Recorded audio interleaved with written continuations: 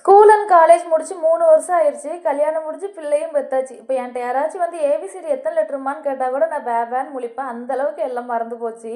நானே பிரணவி ஸ்கூல் போகும்போது தான் எல்லாம் அவ கூட சேர்ந்து உட்காந்து படிக்கணும்னு நினச்சிட்டு இருக்கேன். இந்த டைமில் போய் டெய்லி ஸ்கூல் போகிற மாதிரி எனக்கு கனவு வருது. ஒரு நாள் 2 நாள் வந்தால் கூட ஓகேங்களா, டெய்லி வருது. இது எதுக்கு வருதுன்னே தெரியலை. ஸ்கூல் போகிற மாதிரி தான் கனவு வருது. ஒரு நல்ல அழகாக ஃப்ரெண்ட்ஸோடு என்ஜாய் பண்ணுற மாதிரி, நல்லா படித்து மார்க் எடுக்கிற மாதிரி வந்தால் கூட ஓகேங்களா.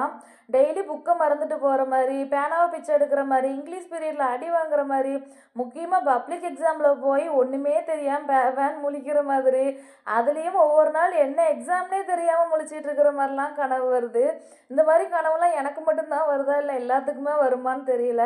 பேய் பிசாசு கனவு வந்தால் கூட ஏற்றுக்கலாம் போல். ஆனால் அந்த ஸ்கூல் போய் அடி வாங்குற கனவுலாம் என்னால் ஏற்றுக்கவே முடியல. அதுவும் கனவுலேயே உட்காந்து பயந்துக்கிட்டு இருக்கேன். ஐயோ, எக்ஸாமுக்கு படிக்காமல் வந்து இப்படி அசிங்கப்பட்டுக்கிட்டு இருக்குமேன்னு. உங்களுக்கும் இந்த மாதிரி கனவு வந்திருக்கான்னு